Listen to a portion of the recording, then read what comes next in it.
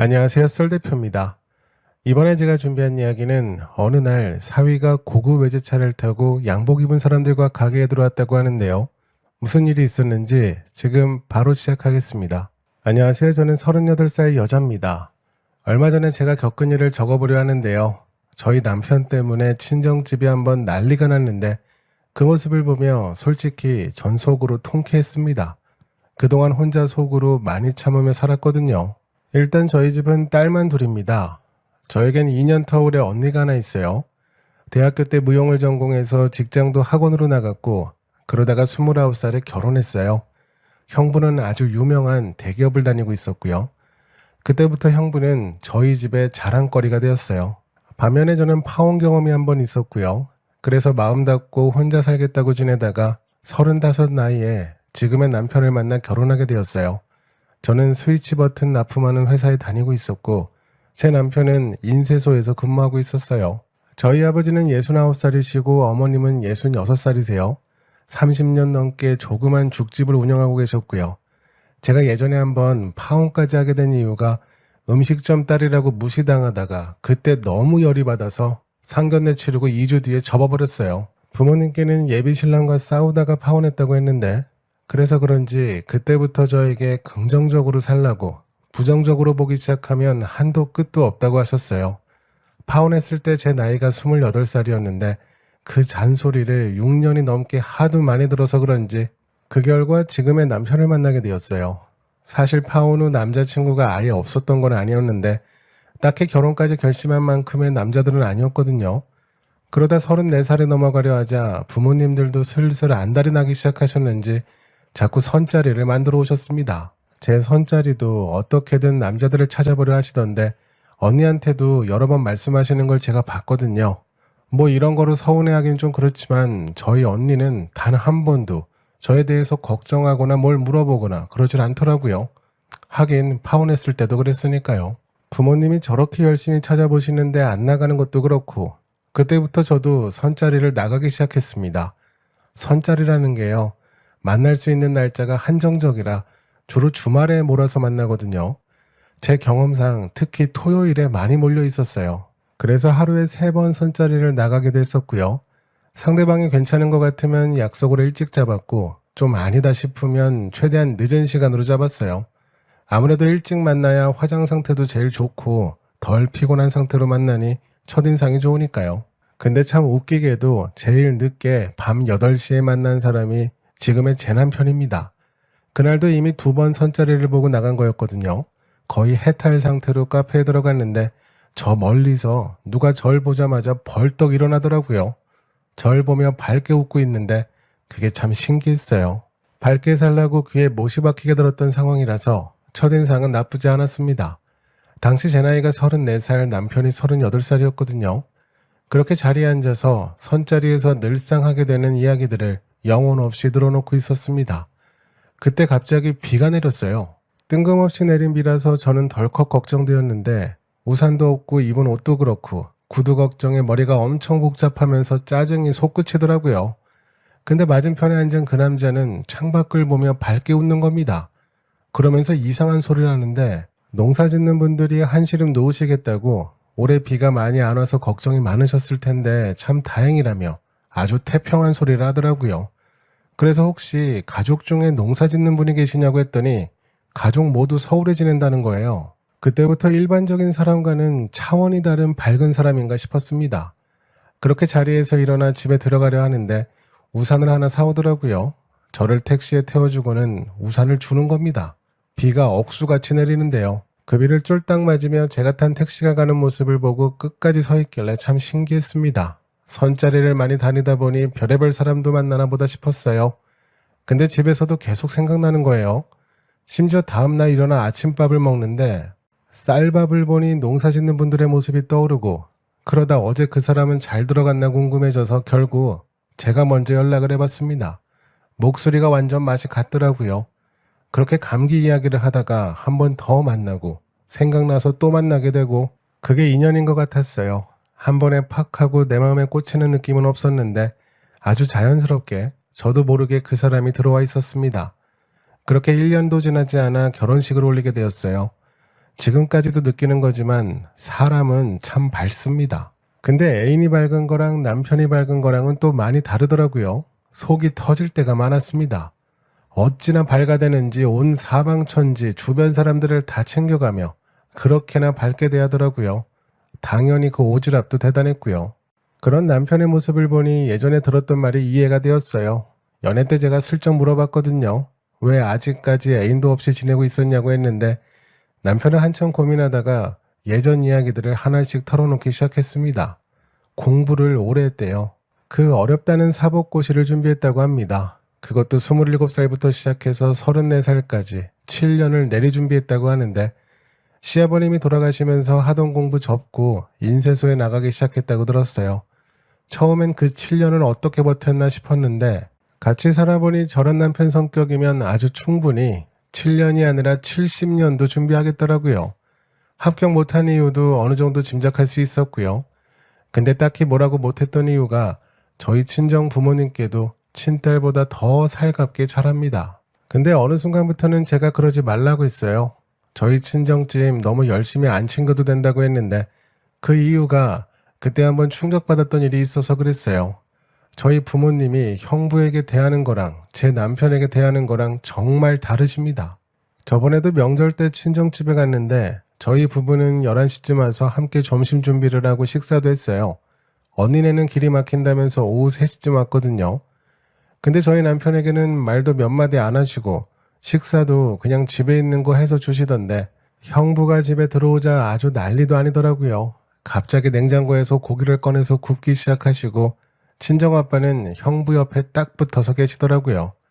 심지어 그 고기도 저희 남편이 구웠습니다. 엄마 힘들다고 남편이 굽겠다고 직접 나서더군요. 그 모습을 옆에서 보고 있으니 속이 터지겠더라고요. 남편은 속이 있는지 없는지 끝까지 싱글벙글하면서 저러고 있고 그게 몇 년 동안 쌓이고 쌓이다 보니 저 스스로도 친정집에 자주 안 가게 되더라고요. 가게 돼도 그냥 저 혼자 다니게 되었어요. 늘 중요한 일은 형부에게 상의하시고 귀찮고 몸 쓰는 일은 저희 남편 시키시더라고요. 그래서 제가 한 번은 저희 아빠한테 서운하다고 다 털어놨었어요. 왜 이렇게 사위끼리 차별하시냐고.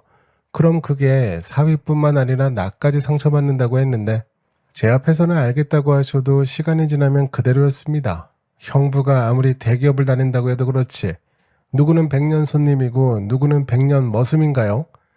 그때부터 저도 친정집에 가기 싫어지더라고요. 그러다 최근 저희 친정엄마께 전화가 왔습니다. 갑자기 저에게 가게에 큰일이 생겼다고 이러다가 쫄딱 망하게 생겼다고 하시는 겁니다. 근데 이해가 되지 않더라고요. 부모님 가게는 얼마 전부터 언니가 나가서 일을 돕는 거로 알았거든요. 저는 아이가 어려서 나갈 수가 없는 상황이었고요. 솔직히 별로 나갈 기분도 아니었습니다. 예전에 몇 번 남편과 함께 부모님 식당에 가면 그때도 머슴처럼 이것저것 시키셨으니까요. 형부는 테이블에 앉아서 쉬고 있었고요. 아니 그리고 형부랑 제 남편이랑 나이가 1살 차이밖에 안 나는데 제가 속이 터지죠. 그래도 엄마가 저렇게 큰일이 났다고 하시니 저도 걱정이 되기 시작했습니다. 그래서 그날 밤 남편이 퇴근해서 오자마자 곧바로 친정집에 가봤어요. 도착해보니 형부랑 언니도 집에 와 있었고 아빠는 계속 형부와 무슨 이야기를 나누고 계셨습니다. 상황이 얼마나 심각한지 저와 남편이 들어왔는데도 눈길 한번 안 주시더라고요. 이제는 어느 정도 익숙해서 그런지 아무 말 없이 그 옆에 앉았습니다. 처음에 듣게 된 이유는 식당에서 일하던 사람이 어느 날 도망치듯 그만뒀다고 했어요. 두 분이서 식당 운영을 하기 좀 버거우셔서 얼마 전부터 아주머님 한 분을 직원으로 쓰셨거든요. 꽤 오랜 시간 일을 하셨기 때문에 어떤 사람인지 얼굴도 알고 이야기도 몇 번 나눠봤어요. 근데 그 사람이 가게를 그만두고 나가더니 저희 부모님 식당 근처에 비슷한 가게를 새로 차렸다고 하는 겁니다. 자기 남편하고 같이 했다네요. 그것도 나중에서야 알게 되셨다고 해요. 어느 날부터 손님이 점점 줄어들기 시작해서 알아보니 근처에 새로운 죽집이 생겨서 다들 그리로 간다고. 예전에 부모님 가게 근처에 대형 프랜차이즈 죽집이 들어왔을 때도 저희 부모님 죽집은 끝까지 잘 버텼거든요. 근데 이렇게 눈에 띄게 손님이 줄어드는 건 이번이 처음이라고 하셨어요.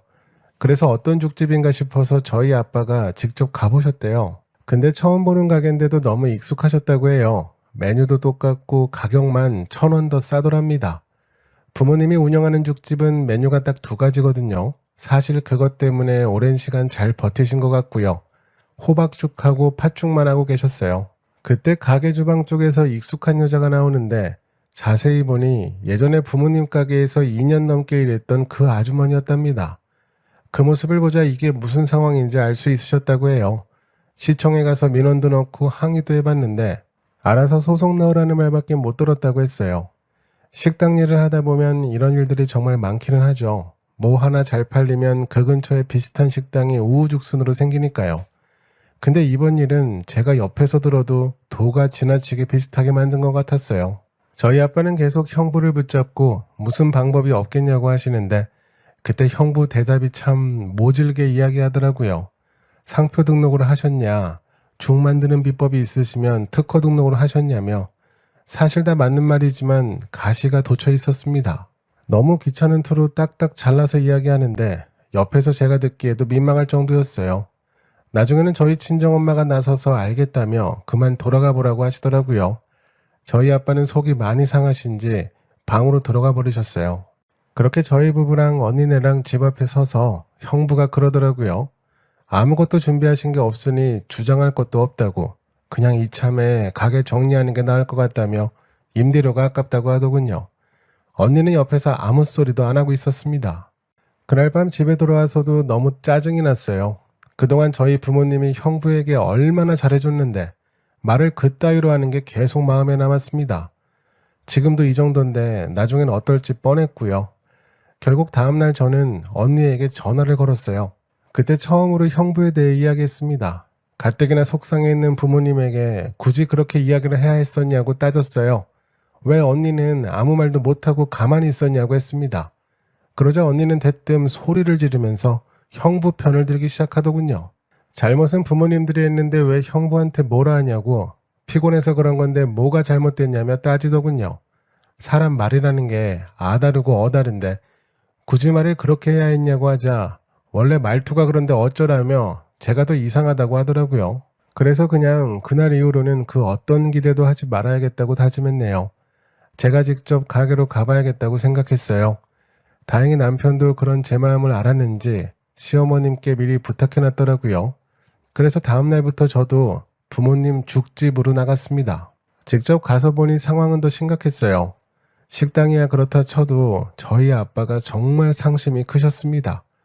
이게 본인이 원하셔서 식당을 접고 은퇴하시는 거랑 다른 일 때문에 가게가 망해서 강제로 은퇴하는 거랑은 차이가 크잖아요. 저도 참 마음이 아프더라고요. 그렇게 일주일을 넘게 부모님 식당에 나갔어요. 저희 남편은 이런 제 상황을 아는지 모르는지 평상시처럼 이 사람 저 사람 만나고 다니더라고요. 아주 예전보다 더 바쁘게 사람들을 만나는 것 같았네요. 근데 전 뭘 할 수 없었어요. 저희 부모님이 그동안 남편에게 한 걸 생각하면 저러는 게 당연하다고 생각했으니까요. 솔직히 그런 남편이 서운하긴 한데 한편으론 이해도 갔습니다. 결국 폐업을 준비할 것 같았네요. 가게 정리하는 걸 대충 따져보니 건질 게 없더라고요. 왜들 그렇게 사업하다 망하면 아무것도 안 남는다고 하는지 조금이나마 알 수 있었습니다. 그러다 어느 날 저희 남편이 저에게 장인어른을 뵈러 가자고 하더라고요. 무슨 영문인지는 몰랐지만 내심 고마운 마음에 바로 그러자고 했어요. 친정에 도착하니 엄마는 방에 누워 계시고 아빠는 거실에서 무슨 서류들을 잔뜩 보고 계시더라고요. 저희 남편이 다가가 인사드리더니 대뜸 죽집 이야기를 먼저 꺼내는 겁니다. 그러면서 자기가 좀 알아봐도 괜찮겠냐고 해결책이 있을 것 같다고 하더라고요. 그 소리에 방에 계셨던 엄마가 거실로 나오셨고 아빠는 아직 못 믿어오신지 무슨 방법이 있냐며 계속 물어보셨어요. 그때마다 남편은 이게 워낙 복잡해서 말로 설명해드리기보단 주말에 식당에서 자세히 말씀드리겠다고 하더라고요. 옆에서 엄마는 주말이든 새벽이든 언제든 오라고 하셨고 나중에 아빠도 그러자고 주말에 보자고 하셨어요. 저는 그때까지도 무슨 영문인지도 모른 채 남편과 다시 집으로 돌아왔습니다. 오자마자 제가 무슨 방법이냐고 물어봤더니 또 밝게 웃더라고요. 아직 확실하게 잡힌 약속이 아니라서 일단 주말에 밖에 나갔다가 식당으로 바로 가겠다고 하길래 지푸라기라도 잡는 심정으로 그러자고 했습니다. 그때까지도 저는 별 기대도 하지 않고 있었어요. 그리고 주말이 돼서 저는 식당에 먼저 가 있었어요. 오후 2시쯤 도착한다고 연락을 받았고 그때 마침 저희 언니도 와 있었습니다. 그리고는 2시가 되었는데 갑자기 저희 식당 앞으로 검은색 자동차들이 서너 대가 줄지어 들어오는 거예요. 아빠는 그 모습을 보시고는 바로 밖으로 나가셨고 엄마랑 저도 자리에서 일어나 보고 있었습니다. 근데 제일 앞차에서 저희 남편이 웃으며 나오는 겁니다. 그리고는 뒤에 차에서 하나 둘씩 우르르 내리는데 딱 봐도 비싸 보이는 검은 정장을 입고 있더라고요. 뭐 하는 사람들인가 궁금했어요. 저희 남편 포함 6명이 식당에 들어왔고 근처 가게 주인들도 무슨 일인가 신기해하며 저희 입구를 기웃거리기 시작했어요. 그러면서 저마다 명함 한 장씩을 꺼내서 저희 아빠에게 내미는데 모두 다 변호사들이었습니다. 예전에 남편이 고시 준비하며 지낼 때 친구들이라며 하나하나 소개해주더라고요. 어느 로펌의 누구라고 이야기하는데 그냥 저는 아무 생각도 안 나고 입만 떡 벌린 채 바라보고 있었습니다. 그러자 그중 한 분이 먼저 이야기를 하기 시작했어요. 예전부터 이런 일들 때문에 분쟁거리가 많아서 최근에는 관련법이 새로 생겼다고 하더라고요. 그러면서 이것저것 물어보기 시작했어요. 다들 메모도 하고 서로 이야기도 하면서 한참을 그렇게 질문하더니 갑자기 월급 이야기를 꺼내면서 일했던 직원 아주머니가 여기서 일한 기록이 있냐고 물어보는 겁니다. 무슨 일을 했는지도 증명할 수 있으면 더 좋다고 했어요. 그러자 저희 아빠는 이것저것 서류를 들고 나왔고 심지어 CCTV 기록까지 있다고 하시더라고요. 그 이야기를 듣자마자 5명의 변호사 표정이 엄청 밝아졌습니다. 저희 남편은 입이 점점 귀에 걸리더니 갑자기 그 변호사들을 이끌고 밖으로 나갔어요. 저도 쫓아가 봤습니다. 남편은 곧장 그 아주머니네 죽집으로 가더니 입구부터 사진을 찍으면서 들어가더라고요. 그러자 그 아주머니 남편이 소리를 지르는 겁니다. 남의 영업장에 와서 사진을 왜 찍고 있냐면서 화를 내는데 저희 남편이 거기다 대고 그랬어요. 증거자료 수집 중이라고 같이 소리를 치더라고요. 지금 변호사님들 모시고 이야기 다 끝냈다고 하면서 그 아주머니 남편 앞에서 변호사 5명을 하나하나 소개하는데 변호사도 분야가 다양하더라고요. 하나하나 분야까지 다 설명해 주는데 그걸 듣자마자 그 아주머니 남편이 점점 창백해졌습니다. 변호사들 소개가 끝나자 저희 남편이 그러더라고요. 조만간 소장 보낼 테니 지금부터 빨리 변호사부터 알아보라고 되도록 여러 명을 구해보라고 했어요. 그때 그 변호사분들도 가게 내부를 보자마자 이건 너무 심하게 따라했다고 그러더라고요. 그리고는 다시 저희 가게로 남편과 변호사분들이 들어왔습니다. 저희 아빠는 제 남편 손을 붙잡고 너무 고맙다고 눈시울이 붉어지시더라고요. 그러자 옆에 있던 변호사 한 분이 이제 마음 놓으시고 예전처럼 영업하시면 된다고 하더라고요. 밖을 보니 그 아주머니랑 남편이 저희 식당 근처에서 한참 동안 심각하게 쳐다보고 있더라고요. 그렇게 그날 저희 부모님의 걱정거리가 한 번에 해결되었습니다. 너무 감사해서 제가 바로 다음 주에 그때 와주신 변호사분들을 집으로 초대했어요. 수임료도 안 받겠다는데 음식이라도 대접해야죠. 한 상 가득 차려놓고 그때 처음으로 저희 남편이 예전 고시 준비하던 이야기들을 들을 수 있었네요. 고시 3년차 때 집안이 어려워져서 아르바이트하며 끝까지 포기하지 않았다고 하더라고요. 그때도 지금처럼 자기보다 힘든 사람이 있으면 본인 아르바이트에서 번 돈도 빌려주고 라면도 사다가 전해주며 많이 도와줬다고 하더라고요. 그때나 지금이나 아주 똑같았습니다. 아마 고시촌에서 제일 밝은 사람처럼 지냈겠죠. 근데 갑자기 공부를 접고 사라져서 다들 궁금했는데 이번에 저희 친정아빠 문제로 연락이 다시 닿게 되어서 너무 좋다며 진심으로 제 남편을 위해주는데 그런 모습이 참 신기했습니다. 남편도 오랜만에 친구들과 예전 이야기를 하니 행복해 보였고요. 그 뒤로는 정말 소장을 작성해서 그 아주머니네 식당으로 보냈더라고요. 그때 저도 옆에서 봤었는데요. 갑자기 그 아주머니가 저희 식당으로 달려오더니 오자마자 무릎을 꿇고 한 번만 용서해달라고 우는데 나중에는 그 남편까지 와서 무릎을 꿇었습니다. 무슨 수로 변호사를 구하냐면서 기본이 몇백인데 그럴 돈이 없다고 한 번만 용서해달라고 하더군요. 저희 부모님은 그 모습을 보시고는 마음이 약해지시는 것 같았어요. 그래서 제가 먼저 나서서 쏴붙였어요. 그동안 우리가 피해받은 건 어쩔 거냐고 따졌습니다. 자기네가 이번에 식당하며 번 돈이 200만 원인데 500만 원을 합의금으로 드릴 테니 이번 한 번만 넘어가 달라고 빌더라고요. 앞으로는 간판도 바꾸고 이참에 김밥 장사로 돌려버릴 거라면서 사정했습니다. 근데 웃긴 건 저희 아빠 반응이었어요. 그 이야기를 듣자마자 아빠가 어디론가 전화하시며 최서방이라고 하시는데 그게 저희 남편이거든요. 형부는 박서방이에요. 저희 남편과 한참 동안 이야기하시더니 그 아주머니를 매섭게 쳐다보시며 일단 우리 사위에게 이야기했으니 기다려보라고. 나중에 우리 사위가 하자는 대로 한다고 딱 잘라 이야기하시더라고요. 그러자 그 사위분 연락처를 알려달라고 직접 사과하겠다고 하는데 그걸 또 단번에 막으시더라고요. 우리 최서방이 바빠서 그런 연락까지는 받지 못한다고 하시는 겁니다. 보면 볼수록 어처구니도 없고 웃음도 나고 그랬습니다. 결국에는 용서해 주기로 했어요. 500만 원 받고 각서까지 쓰고 그냥 잘 끝냈습니다. 그 아주머니는 정말로 김밥집을 하더라고요. 이 근처에 김밥집만 3곳인데 조만간 가게 닫을 것 같네요.